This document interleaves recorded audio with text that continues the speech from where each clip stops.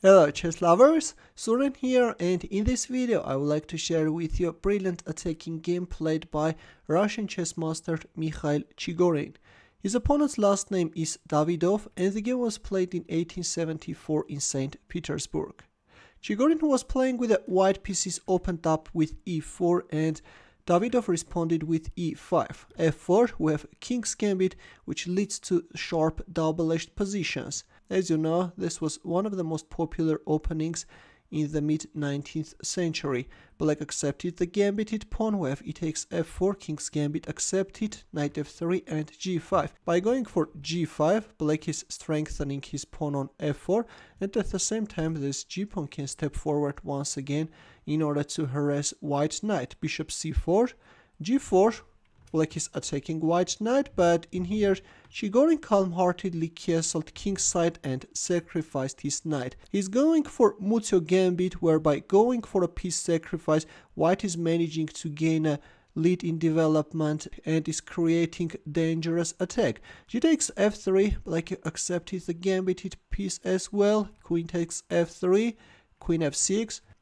Black queen is coming to support the pawn on f4, of course.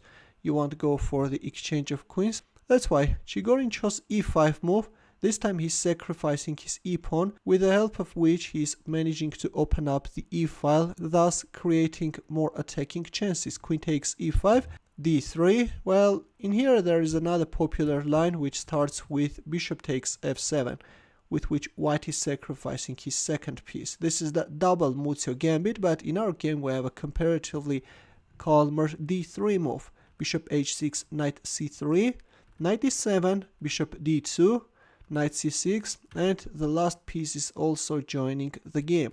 Rook e1, queen f5, knight d5, white is intensifying the pressure on e7 and at the same time is threatening knight takes c7. That's why Black moved away his king from the dangerous e-file, protected the pawn and unpinned the knight. But now comes bishop c3. With the tempo, white is bringing his bishop on the long diagonal, and also this bishop can step on this f6 square and pin the knight. Rook e8, bishop f6 and bishop g5. Well, Black is following the rule which says that you should try to get rid of your opponent's attacking pieces by offering an exchange. But in this case, playing d6 is better with the idea of bishop e6. But in our game we have bishop g5. Here comes g4, queen g6, bishop takes g5, queen takes g5, h4. In the cost of weakening his king's side, white is managing to win this pawn on f4. Finally, the pawn on f4 drops, and right now the threat is queen takes c7, checkmate. That's why Black played d6, neutralized the threat, and also right now Black is threatening queen takes g4, knight f6, and knight e5, which is a mistake. Well, as you can see, by going for knight f6, white both neutralized queen takes g4 move and also attacked the rook on e8. And actually at this point it was better simply to move away the rook on f8 square. But in our game we have knight e5, which is allowing white to pull out a brilliant combination. Instead of winning the rook on e8, Chigorin made a very interesting decision and he went for an exchange sacrifice. Rook takes e5 is on the board, with which he is creating more weaknesses in Black's camp. D takes e5, queen takes e5, and bishop takes g4. Well, so far so good. With tiny inaccuracies, Black was managing to hold, but this bishop takes g4 move turns out to be a total blunder, after which Black's position goes down quickly. Instead, it was better to play bishop d7 and then bishop c6.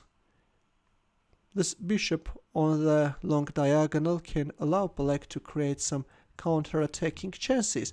But in our game we have bishop takes g4, which steps into this queen d4 check. All Black could do was to play king c8, after which Mikhail Chigorin made a brilliant move which simply blew apart the harmony of Black pieces. As we have reached the critical position, please pause the video and try to find the winning move for white. Ready? In here, Chigorin played bishop e6 check. Now the idea of bishop e6 check is that if you play f takes e6, then this pawn is blocking the light squared bishop's diagonal and the d7 square is no longer controlled, and white can simply announce a check from d7 and then announce a checkmate.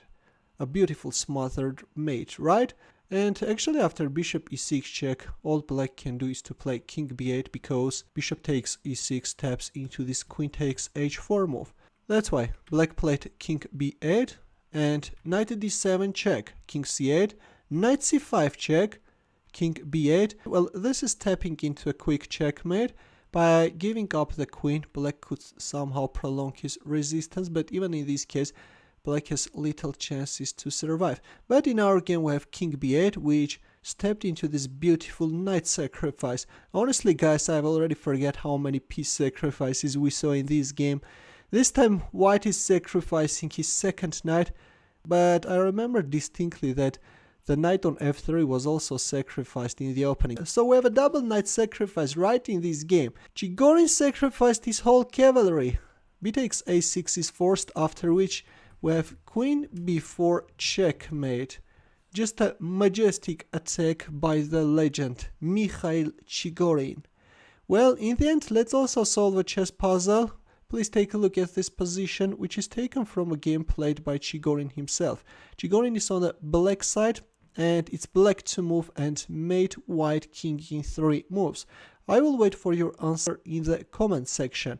Thanks for watching. In the end, here are more suggestions for you. Feel free to check them out as well. I will see you in my next video. Take care.